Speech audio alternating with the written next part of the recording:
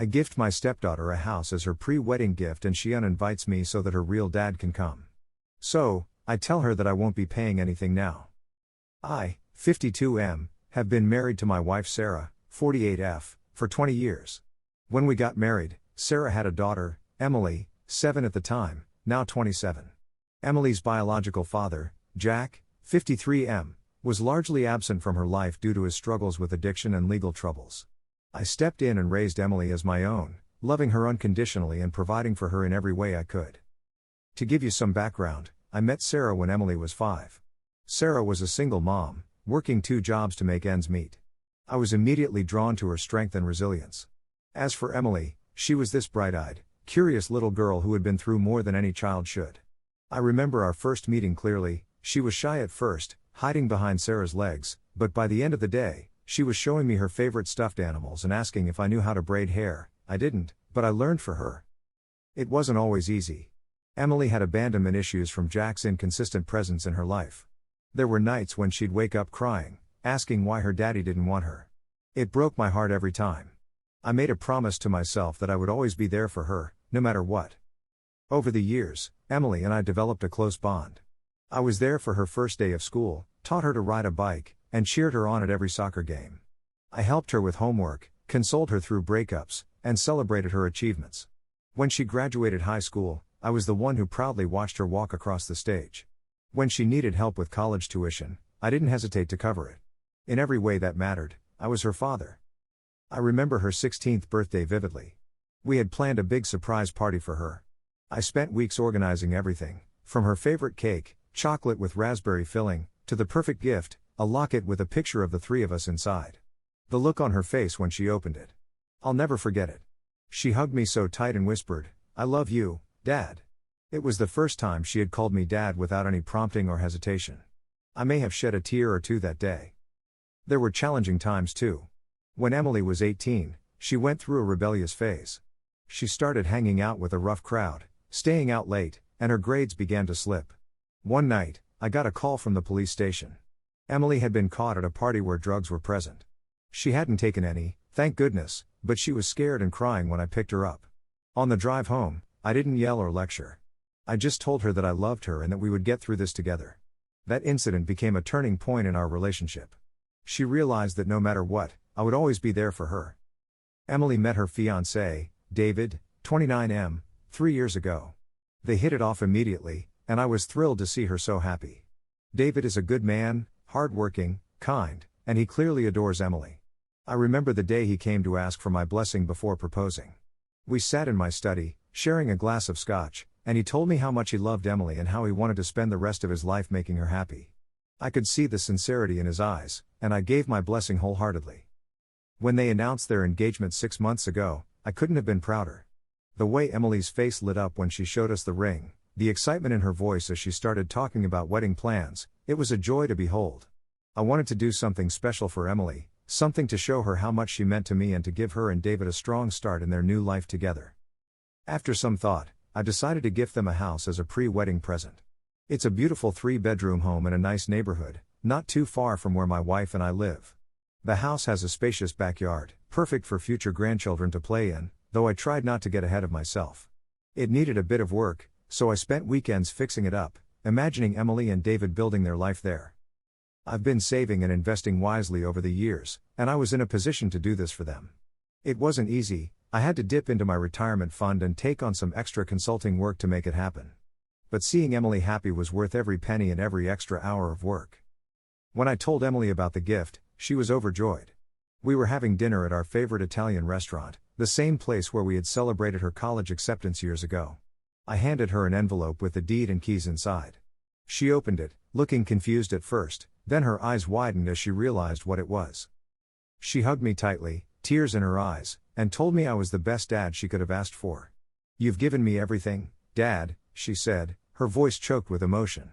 "I don't know how I'll ever repay you." I told her that seeing her happy was all the repayment I needed. It was a moment I'll never forget. The wedding planning began in earnest, and everything seemed to be going smoothly. Emily asked me to walk her down the aisle, and I was honored. We even went to dance lessons together so we could nail our father-daughter dance. I'm not much of a dancer, and I kept stepping on her toes at first, but by the end, we were gliding across the floor like pros. Those lessons became a special time for us to bond and talk about life, love, and her future with David. I threw myself into helping with the wedding preparations. I wanted everything to be perfect for Emily's big day. I helped her research venues, tasted countless cake samples, and even learned how to tie a bow tie properly for the occasion. Seeing her eyes light up as each detail came together made all the effort worthwhile. Then, about a month ago, everything changed. Emily called me, sounding nervous and hesitant. She said she needed to talk to me about something important. We met for coffee at the little cafe where we used to go when she was in high school and needed advice or just wanted to talk. As soon as I saw her face, I knew something was wrong. "Dad," she said, fidgeting with her cup, "I've been in touch with Jack recently." I felt a knot form in my stomach. Jack, Emily's biological father, had been out of the picture for most of her life. He'd made a few half-hearted attempts to reconnect over the years, but they always fizzled out when he relapsed or got into trouble again. I still remember the Christmas when Emily was 12, and Jack had promised to visit. She sat by the window all day, waiting for him. He never showed up, and I was the one who had to comfort her as she cried herself to sleep that night. I knew Emily had always harbored some curiosity about him, but I never thought it would come to this. I tried to keep my face neutral, not wanting to influence her with my own feelings about Jack. "He's been sober for 2 years now," Emily continued, a hint of hope in her voice that made my heart ache. "He reached out to me a few months ago, and we've been talking. He's really changed, Dad. He's apologized for everything and wants to make amends." I listened, trying to keep my emotions in check. I could see where this was going, but I wasn't prepared for what came next. "I've decided to invite him to the wedding," Emily said, her voice barely above a whisper. "And I want him to walk me down the aisle." I felt like I'd been punched in the gut. 20 years of love, support, and dedication, and suddenly I was being replaced by a man who had been absent for most of Emily's life. The room seemed to spin around me, and for a moment, I couldn't breathe. I tried to keep my composure, but I couldn't hide the hurt in my voice. "Emily, I don't understand. We've been planning this for months. We took dance lessons together. I thought." She cut me off, her eyes brimming with tears. "I know, Dad. And I love you so much. But Jack is my biological father, and this might be my only chance to have him be a part of my life. I want to give him this opportunity." I sat there, stunned, memories flashing through my mind. I remembered teaching Emily to ride a bike, the hours spent helping her with math homework, the proud tears I shed at her college graduation. How could all of that be set aside so easily? "So, what does this mean for me?" I asked, dreading the answer. Emily looked down at her hands, unable to meet my eyes. "I still want you at the wedding, of course. But I think it would be best if you weren't in the wedding party. It might be awkward with Jack there, and I don't want any drama." I couldn't believe what I was hearing. Not only was I being replaced for the walk down the aisle, but I was being removed from the wedding party entirely. 20 years of being a father, pushed aside for a man who had done nothing to earn the title. "I see," I said, my voice hollow. "And the father-daughter dance?" Emily winced, and I could see the conflict in her eyes. I think I'll do that with Jack. But maybe we can have a special dance later in the evening?" I stood up, unable to sit there any longer. The cafe suddenly felt too small, too cramped. I needed air. "I need some time to process this, Emily. I hope you understand." I left the cafe in a daze, my mind reeling. How could this be happening? How could Emily do this to me? I'd given her everything, loved her unconditionally, and now I was being cast aside like I meant nothing. I walked for hours that day, trying to make sense of it all. I found myself at the park where I used to take Emily to play when she was little. I sat on the bench where I had watched her take her first steps, where I had bandaged scraped knees and wiped away tears. Now, I was the one fighting back tears. Over the next few days, I tried to come to terms with the situation. My wife was sympathetic but urged me to be understanding of Emily's position. "She's just trying to connect with her roots," she said. "It doesn't mean she loves you any less." But I couldn't shake the feeling of betrayal. The more I thought about it, the angrier I became. I had given Emily a house, as a pre-wedding gift, and this was how she repaid me?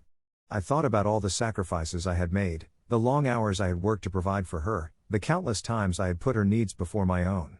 And now, when it came to one of the most important moments of her life, she was choosing a virtual stranger over me. I couldn't sleep. I couldn't eat. The hurt and anger consumed me. I found myself avoiding my wife's concerned looks, spending more and more time alone in my study. I stared at the photos on my desk: Emily's first day of school, her high school graduation, the day she got her driver's license. In every picture, I was there, beaming with pride. Now, it felt like those memories were tainted. A week after our coffee shop conversation, I called Emily and asked her to come over. When she arrived, I could see the apprehension on her face. She knew this wasn't going to be an easy conversation. "Emily," I began, trying to keep my voice steady, "I've been thinking a lot about our conversation and your decision regarding the wedding." She nodded, looking nervous. "I know it's a lot to take in, Dad. But I hope you can understand." I held up a hand to stop her. "Let me finish, please. I've supported you in every way I could for the past 20 years.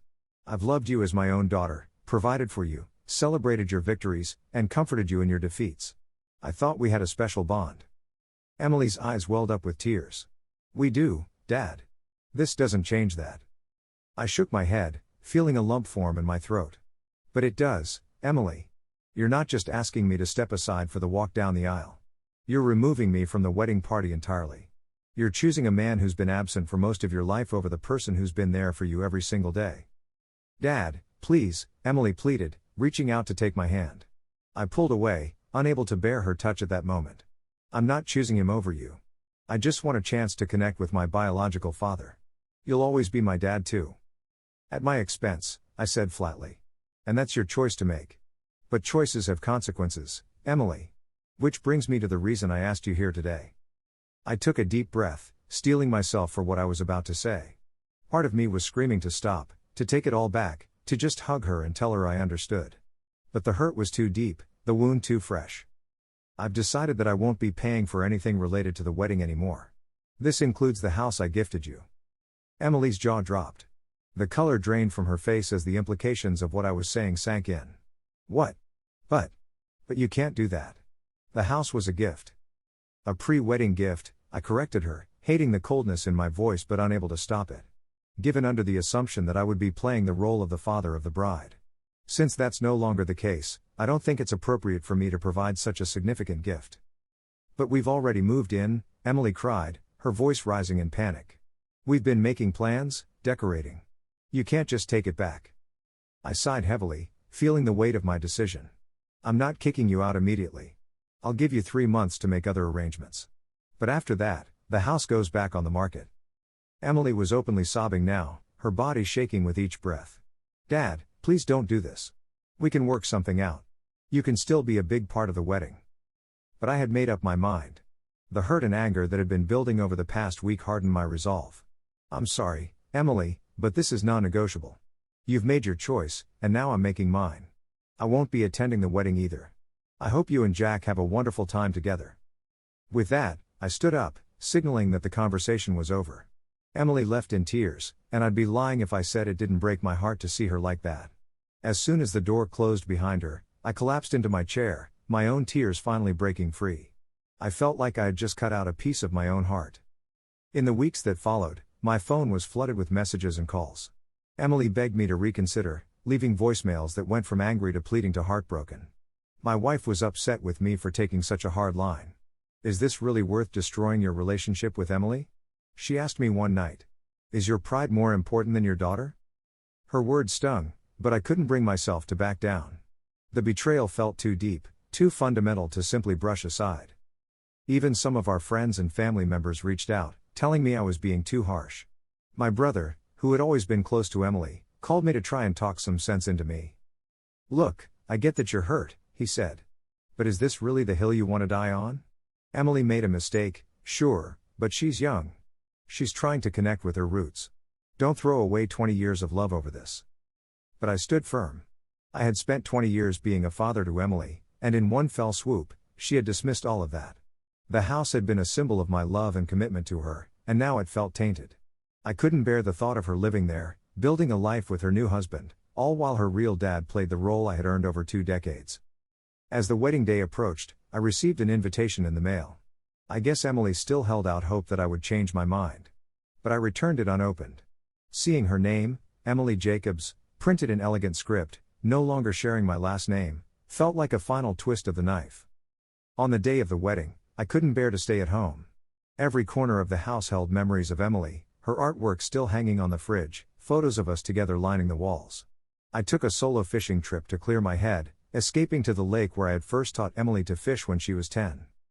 As I sat there, watching the sun glint off the water, I found myself overwhelmed with memories and conflicting emotions. My wife attended the wedding without me, coming home with stories of how beautiful everything was and how happy Emily looked.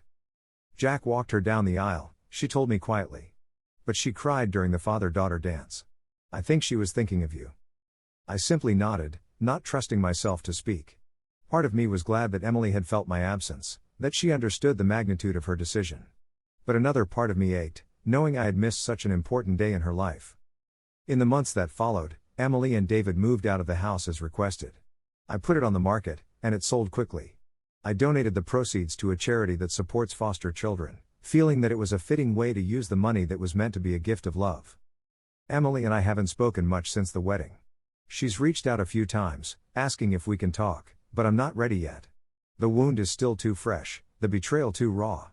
My wife tells me that Emily's relationship with Jack has already become strained. Apparently, old habits die hard, and he's struggling to maintain his sobriety. But I take no pleasure in this news.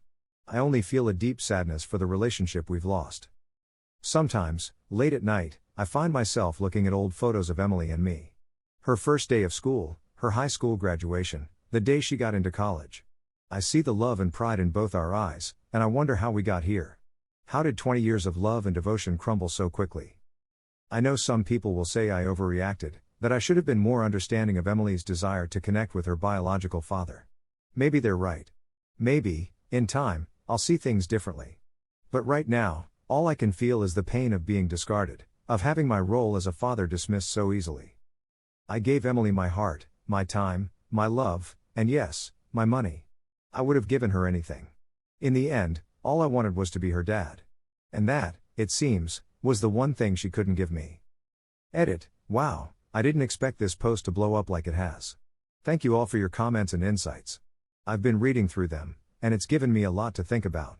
To address a few common points. 1. Yes, I've considered therapy, both for myself and as a possibility for family counseling with Emily. I'm not opposed to the idea, but I'm not quite ready yet. 2. Some have asked about my wife's role in all this. She's been caught in the middle, trying to support both Emily and me. It's been hard on our marriage, but we're working through it. 3. Regarding the legality of taking back the house, it was never officially transferred to Emily's name. It was more of a promise, which is why I was able to rescind it. 4. To those saying I'm punishing Emily for wanting a relationship with her bio dad, I understand how it might look that way. But from my perspective, it's not about her wanting a relationship with him, it's about how she went about it and the disregard for my feelings in the process. 5. For those wondering about Jack's history, he struggled with drug addiction for many years and was in and out of jail. He made sporadic attempts to be in Emily's life but never sustained them for long. I appreciate all the perspectives shared, both those who think I'm NTA and those who think I am. It's given me a lot to reflect on. I do love Emily, despite everything, and I hope that someday we can find a way to mend our relationship. But for now, I'm still hurting and need time to heal. Thank you all for listening to my story and for your input.